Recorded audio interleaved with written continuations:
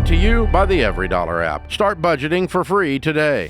Thanks for taking my call. I'm talking about identity theft. Let's talk about it. I'm being bombarded with data breach letters, and so it's all from either the hospital or their vendors or ambulance service, and it's really, and for somebody like myself who doesn't really know that much about the high tech world, it's bothering me. It's messing with my head.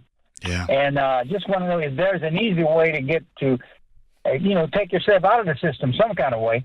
When you say bombarded, sometimes when I get nervous or frustrated or I'm in a world I don't understand, I'll say bombarded or I'm getting blown up, but actually it's like 2 or 3. So how many letters, how many times have you been the victim of a data breach? 5 times since 2017. 5 times? Okay. And it's like a hospital or an ER or something like that? Yes, it's hospital, the vendors for the hospital, mm-hmm. And more than one hospital. And then this ambulance service, that's the latest. And the only reason they took me on in 2017, that's a long time ago. I thought, So are these emails, texts, phone calls, how are they contacting you? Letters. Letters in the mail. All right. Yeah, and sometimes those letters just say, hey, a big block of things got exposed. It doesn't even mean anybody took anything. It means somebody hacked into a thing and they may have gotten 10 names, but there was 10 million names in there and yours was one of the 10 million. So it can be pretty confusing. I've got a couple of routes for you.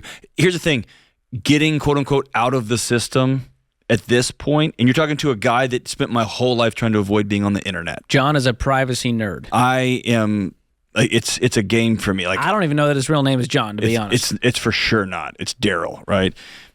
So I have tried to opt out. I've recently relented. There's not a way out. And so I think the things to do is to protect yourself. How do I make myself less vulnerable? There you go. So 2 things that I do, and George does too, is one, I work with a company called DeletMe.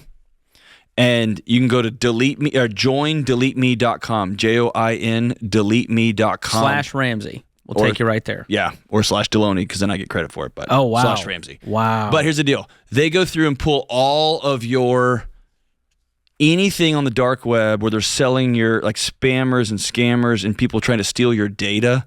They pull it all off the internet and they send you a report every month. It's pretty amazing what they do.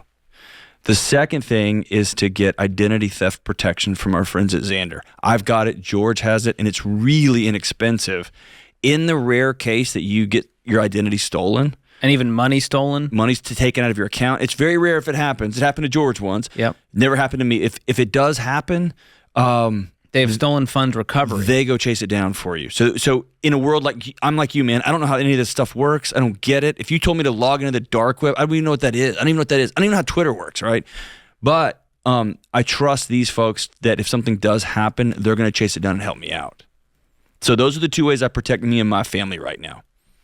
Now, what's the story? What's the name of that place again? We'll make sure to get you the links. Hang on the line. But if you go to joindeleteme.com /Ramsey, you'll get 20% off their plans, and they're real affordable. We're talking like $9 a month, Steve. And then same with Xandr ID theft, very affordable, about the same price.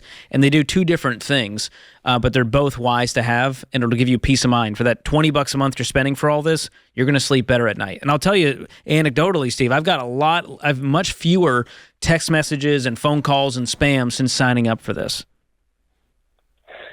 All right. Well, I was thinking about turning my money into gold and burying it. No, don't do that. The banks are not the issue, Steve. So keep your money in a bank. It's much safer there if it's FDIC insured, which most banks that you're using are going to be. Same with your savings accounts. I would not put this money under a mattress. Or in gold. Don't bury it in the yard. Although up to $250,000, it's safe. Well, sure, that's one account. Yes, you can also get some of these high yield savings accounts that have rollover protection that they move your money around to multiple banks, and they can be millions and millions. My high yield savings account has millions of dollars in FDIC protection on it. So I guess, but let's just assume that I had some gold buried up here, and I took a 1 ounce the deal out and 1 ounce of gold and took it and got turned into money. How does the tax man get his cut? When you buy gold? Or when you Now, convert it to money? When I'm turning gold back into currency, at what point in that transaction there, when do they get it initially or what? I don't know the tax ramifications of selling gold and turning it into dollars. Yeah, from your yard. I don't know, man. Yeah. My guess would be at some point you'll have to report a commodity sale as income. You're Well, just I just wondered about it's it, like but- me going to London and getting some pounds out of my dollars.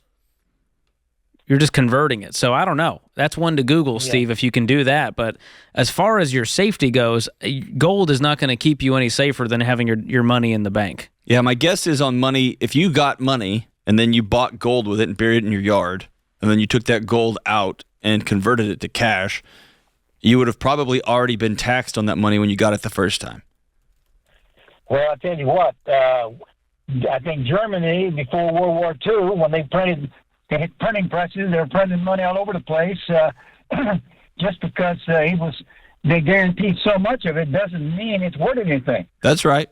That's right. But I'll tell you this. A great friend of mine who is a bank executive said, the best we can do is the next right thing, and we can plan.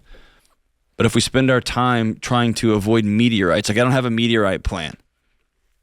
If suddenly the United States is not able to insure its federal deposits and the banking system collapses, the gold that I've buried in my backyard will be worthless because my neighbor's going to come over and try to fight me for my water. And so what happens a lot is these stupid commercials come on these news channels trying to sell you end-of-time hedges.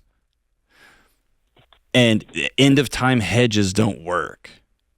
The greatest hedge you have against an end-of-time apocalypse is to be really closely connected to your friends and neighbors so that everybody can work together. Not to have... I really wish that the government was more responsible and they didn't put us in this situation where we have to be so concerned about it. I know. But the next best thing is we're responsible. Yes, if I they wish can't that. be. And it just isn't the case. They spend money like it's going out of style. So... And Steve, I Googled it. Check this out. There are reporting requirements for gold sales, and you will likely have capital gains tax if Look you at made that. money off of it. You want to get real nerdy? Form 8949 and Schedule D. There you go. There's your nerdery for the day. Create your free every dollar budget today, the simplest way to budget for your life.